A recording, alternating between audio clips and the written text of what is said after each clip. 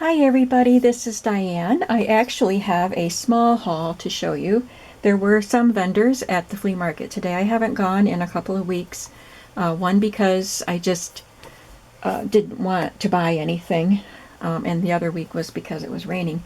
It was sprinkling a little bit today, so I didn't know, but I decided to go, and there were some vendors there. So I got some things, and it won't take me long to show them to you, but after I show them to you, I will also show you why I have blue thumbs, because you're going to have to see my blue thumbs in this video. So since you have to look at them, I will show you why I have blue thumbs after we look at these items. So I only bought from two vendors. This was all from the guy that I call the white van man. The blue van man doesn't come anymore. I think his health is too bad. But this is not for junk journaling, but isn't it pretty? And I think my Bibles are too big for this. It's a book cover, a Bible cover. But I could, see if either my daughter or my daughter-in-law would want it. I'll wash it first, but it's in really good condition. I don't even know if it was used. If it was, it wasn't used much. But I just think it's really pretty. So I got it. And I know this guy doesn't charge much. So for that and all of these books, he charged me $5. So it wasn't bad. I got several, the rest of the things I got from him are books. Several of them are Jan Brett illustrated books. Oh, this one. So let's look at them first. Two of them are paperbacks, and this is from the Reading Rainbow by Scholastic. But Jan Brett is a really beautiful illustrator, and I wanted to... Oh, this belonged to the school teacher, I guess. Mrs. Chorney, looks like. And this is dated 1991. But I love her illustrations. I love the detail around the pages that she does. I've never seen this book, so I will read this one. There were others, like her Christmas ones, Christmas Trolls and something else, but I didn't think I would use those pages. I used to have a bit of a collection of Jan Brett books, just because I love her illustrations so much, but I had to unload them when I moved. These are so pretty, aren't they? And I will use these pages in journals. This one is Annie and the Wild Animals, and this is another one I've never seen. Also belongs to Mrs. Chorney. Look at the beautiful borders that she does. And if you pay attention to the borders, they're often preview of something you might see on the next page. This is 1985.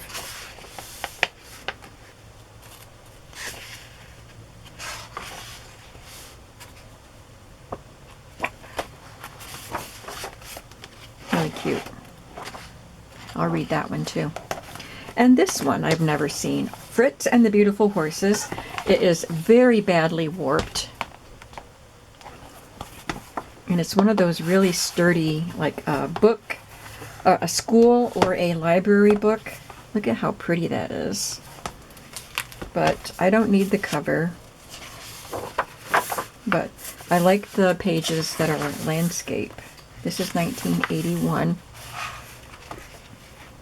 And this one is different from her usual. It doesn't have the images around the edges, but the main images are still just as beautiful.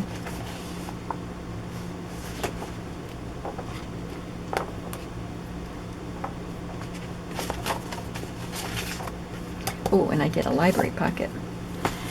The other books I got, this one is Peaceful Patterns coloring book, and I thought I could spray colors on them or just use them black and white, or rub some inks on them to get a variety of colors. I'm not going to color them, but I could use them in the journals, and I could put them in black and white so that the recipient of the journal could color them, or I can just, like I said, spray them and make them pretty, but you could still write on the backs.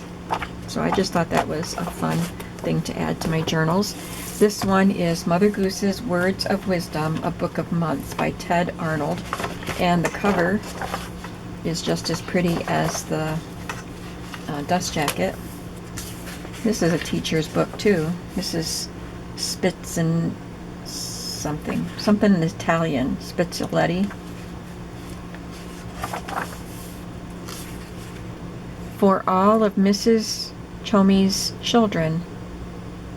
So must be it belonged to that other teacher from Ted Arnold. He drew a little needle. Looks like it's stuck in some fabric there because of the cross-stitch designs. This is not a cross-stitch book. These are cross-stitch designs, but, and I think I had the book that actually had the patterns to follow to make these cross-stitch pictures, but this is just the pictures with nursery rhymes, or just rhymes, or phrases. And I just thought these are so pretty. There's a page, at least one page, that has images that would make beautiful bookmarks. Look at the pigs. They're cute. I would cut that out and put that in a farm journal. This could go in a farm journal too, sampler. So there's music and farm and garden, beach, all kinds of things. Now where are those bookmarks? I think I passed them. Oh, that owl is cute. So these have images that I don't remember seeing in that other book that I had. I guess if I don't find them, we don't need to see them. There they are. One for each season. Winter's slippy, drippy, nippy. Spring is showery, flowery, bowery. Summer's hoppy, croppy, poppy. And autumn's wheezy, breezy, sneezy. And then lastly, just because I knew it wouldn't cost much, I got this. Bloom's Best Perennials and Grasses. It's just a plain green cover. And it does not have illustrations. It has photographs.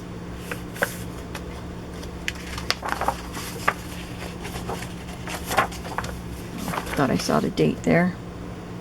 2011, fourth printing. But it has lots of little pictures that I can cut out and use in my personal journaling. And maybe in some journals too. Some that I sell, I mean. These are the grasses. I like they're pretty too, but I like the flowers, and I did see lots of flower images that I would cut out and use.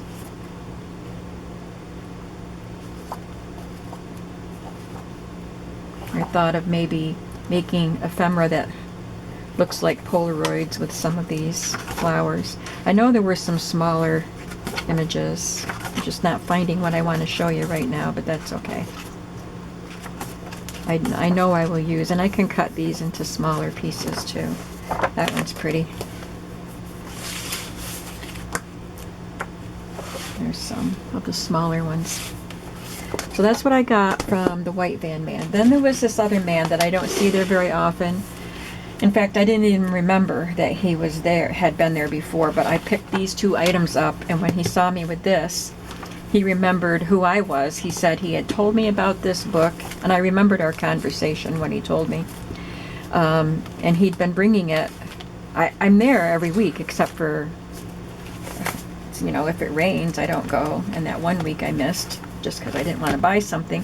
But he said he's been bringing this, but he didn't want to sell it to anybody else. He was waiting for me.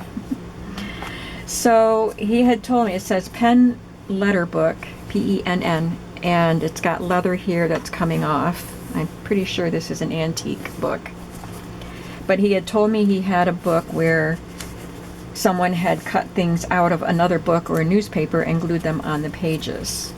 Because I had told him, he had asked me before what I used the papers for, because I bought paper items from him, I don't remember what.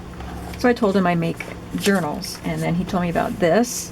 And he was so excited that I had seen something like this before, and he knew I knew what he was talking about. So he's all excited about this stuff, which I don't really care about. Just cut out of other books and newspapers and glued on. which in my mind is wasting these beautiful pages, because this is what I was taken by. These pages, there is a number in the corner. There's some little pieces of antique papers too. Somebody wrote a poem on that one in that beautiful writing. But you can see there's a number up in the corner, and this paper is so thin. Oh, I almost had it there. It's like a very thin Bible page, and I think it'll be beautiful in journals. So he wanted $10 for this. Look at that beautiful foxing. And I may use some of these pieces. I don't know. I think they would be good for background stuff, for collages. They are antique. But I really wanted these thin papers. So I asked him, for $10, I asked him if he would just throw this in. And he hesitated on that.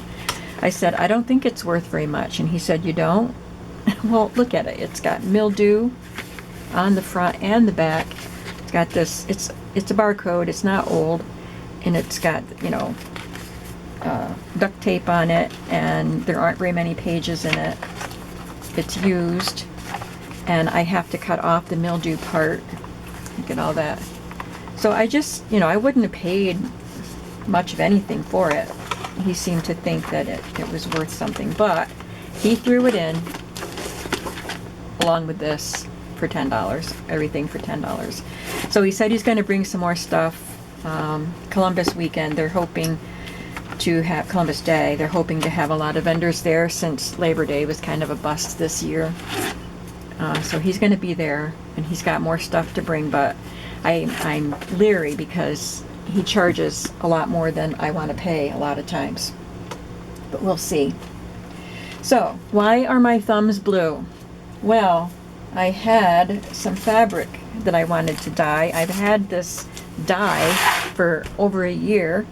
I had bought dye from Amazon, either 3 or 4 bottles of dye, and then I got the rest of this plus more that I got rid of because they were duplicates at the flea market last year for $1, like the whole container for $1.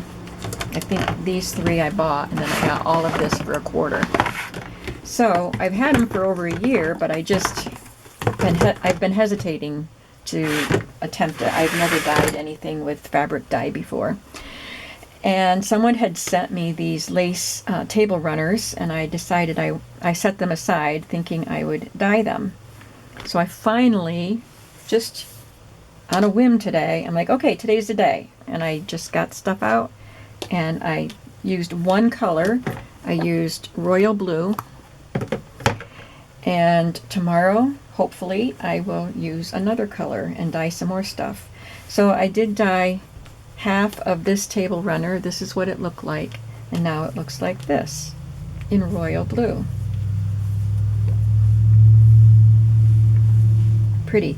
Kind of looks purpley. Maybe that's where the royal comes in. And then I dyed a little piece of muslin. I didn't dye much because I didn't know if I would use this color very much.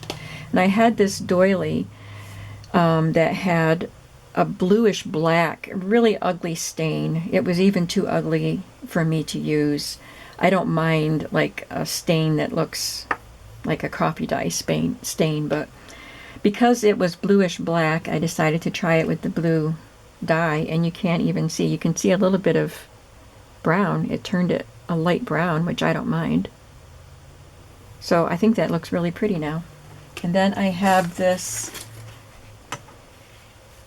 seam binding that's a neutral color. It was a full roll, and I decided to put it with the stuff I want to dye. So I like the way that looks. So the thing is, of course I put gloves on, but it was like instantly, I don't know how, but the dye got into both thumbs. Why would it do that? There were no holes in it. It didn't go right down my wrist because, you know, it didn't. I don't know how that happened. Anyway, I saw it there right away, And I thought, well, I'm not going to stop now, so I'm going to have blue thumbs. So while I was at it, I decided to dye some paper too. So I did some doilies. This one I kind of just dipped in real lightly and took it back out and left some white because I'm going to use yellow tomorrow. And I thought I would finish dyeing that with yellow and see what it did. Maybe it would have some green, or I don't know. I want to see what it looks like. There's another one that didn't get completely dipped in. This one got overbaked a little bit, so looks more gray. But these are pretty. These are vintage doilies. This one I also just dipped in lightly, so I'll set that aside to go in tomorrow's batch. This is just an embossed one with no holes. I think getting it wet kind of flattened out some of the embossing on that. Here's another light one. Maybe I'll leave that one the way it is because I think it looks pretty. And of course I did some paper. So this is just copy paper, and there's paper towel markings on the back and a bit of a doily mark on it. It kind of looks purple. I did a dozen copier papers. I don't know what that... Oh, that must be from the cookie sheet. Those markings. Kind of a greenish color there. You can see the doily better on that one. And a little doily there. And then I had this printer paper, which is embossed around the edge. That looks pretty. I did two of those. And then this is a guitar music book. It was made for the musician to write notes on it, and I think it's really, really cool. So I did 2 of those pages. That's for the chords, for you to write your chords in. Guitar chords. Got something sticky on that. And then some lined paper that came out of a notebook. This was on the cookie sheet that got left in the oven too long. But I can use that for ephemera. I don't want to fold it into a book because it would be brittle. So that's why my thumbs are blue, and I got this accomplished. I also want to say Etsy is requiring the shop owners to update our bank account just to, I guess, check against money laundering. They have to make sure that the account that we have listed in our account is actually our checking account, but I am unable to do it. I've been trying and trying and trying and trying, and it has to be done by tomorrow. So I was trying it again today. I spent a couple hours trying it today. Tried it on my laptop and on my... While I'm talking, we can look at some pretty pictures.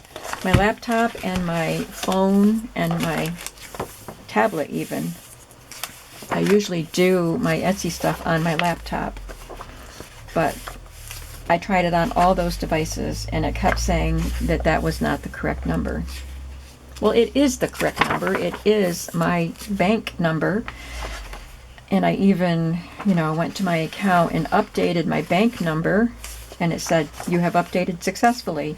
And then I tried to put it in where I have to confirm that it's my account, and it says that it's not the number they have on file. So, and there's no way to contact somebody. There's no phone number to call for help. And I went to one of the forums, and I saw where Etsy sellers, and I don't know about shoppers, but sellers can talk on these forums and maybe ask questions. And I just saw lots and lots of people saying that they were unable to verify their account. And no answers. Nobody offered solutions. It was just pages and pages of people saying that they can't verify their account. So I guess I'm just going to wait till tomorrow and see what happens. If Etsy suspends my account, I don't know. What you can contest it, and maybe you can actually communicate with someone that way. So maybe that's what I have to do.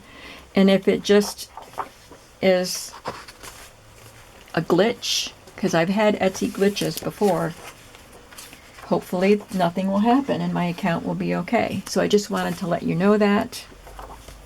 And if there is a problem, I'll come back on and talk about it, let you know. But hopefully it's going to be okay. Aren't these pretty pictures? So I just wanted to let you know, if you're a seller and you've dealt with this, if you have a solution to that, you can please let me know. Other than that, that's all I have for today. Thank you so much for watching, and I will show you some more of the dyeing that I do. This is my last week before I start back in making journals, so I'm going to try to just do a different color of dye, maybe each day or as many of the days as I have time to. So hopefully we'll have a rainbow of colors at the end of this week. Thanks for watching, and I'll see you soon. Have a creative day today. Bye-bye.